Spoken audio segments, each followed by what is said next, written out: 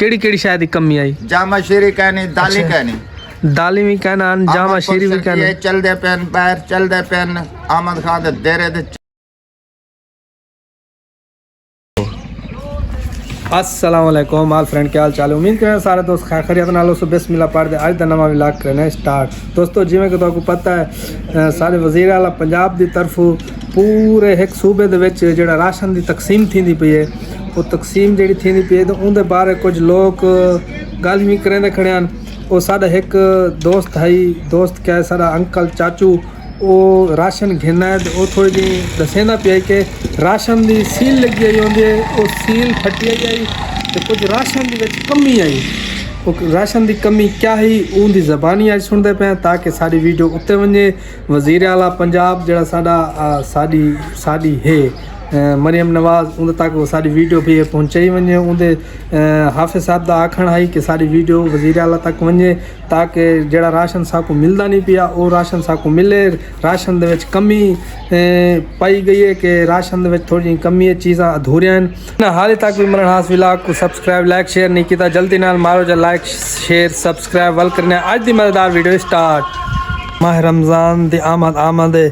पहला रोज़ा पता नहीं सवार बनता पे या मंगल बनता पे तुम कमेंट दे दसेसो। बाकी अज दूसरी गाल ये है कि साढ़े कोल हर साल अजीमो शान उर्स होंदे साढ़े पीर जैद हुसैन शाह साहब का उर्स होंदे ते अज उन्होंने उर्स मुबारक भी है। अज है एतवार का डी ते अज जुलसू उन्होंने उर्स मुबारक दे भी जुलसू ते बाकी वीडियो को ज़्यादा से ज़्यादा लाइक शेयर करे सो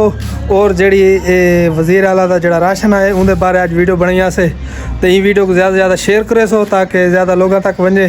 तो ये अगर ही उन्होंने को भी पहुँच। अच्छा भी दोस्तों कल साढ़े को एन राशन वाले जो तक पता पंजाब के विच मरियम नवाज़ सारी वज़ीर आला है जी उनकी तरफों जो राशन पूरे पंजाब के विच तकसीम थींदा पे तो एक साढ़े को दोस्त आया खड़े तो वो थोड़ी जी शिकायत की खड़े कि मैं अहमदपुर गेलेवाल इन्होंने इलाकों के सारे रिश्तेदार हैं उन्होंने काला हैं उन्हें दसन कि सारे राशन का जोड़ा एक बैग है उन्हें चीज़ां हैं लेकिन कल साढ़े इतना मलनहास बोलते हैं लेकिन इतना कि बैग के कुछ चीज़ां मिसिंग हैं।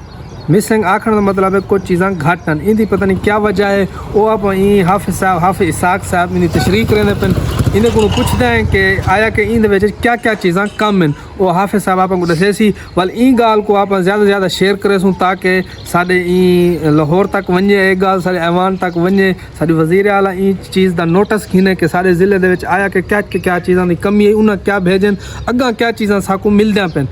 जल्द उनका आप इंटरव्यू खीने वो आप इन चीज़ों के बारे दसे सी कि चीज़ों के क्या क्या कमी कुताही है और चीज़ां किवें तकसीम कीते ने के को दिते ने के को नहीं दित्या कहता हक आई के को मिलिया गए डरदे आया सही गाल को डरदे आए इतराज़ दस यार क्या है कल जरा राशन चले इंदे तू क्या सही इंदे केड़ी शायद कमी आई जामा शीरी कहनी दाली कहनी दाली भी कहना जामा शीरी भी कहना चलदे पेन बाहर चलदे पेन आमद खान दे देरे दे चले सारे चीज़ां विच मौजूद हैं। अच्छा इतना आपने कोल कहनी है चीज़ अपने कोल इते कने बोरी दा मुंह बंद बदा होया विच कहनी। अच्छा विच चीज़ां यानी कि बहु कम हैं। हां ए बधी है इना मतलब है कि जिला लोधरा वाले ने इथा आ दे को खोले हां खोलिया के विच वे चीज़ां कढिया गन ए चीज़ां क्या नहीं पहुंचाया गया यार हुन अगली गाल दा नहीं पता कि खोलिया के अंदर कढिया गन किवें थी यार जब तू आधा खड़े बिया जगह दे ए चीज़ां हैं अपने जिला लोधरा क्यों कहनी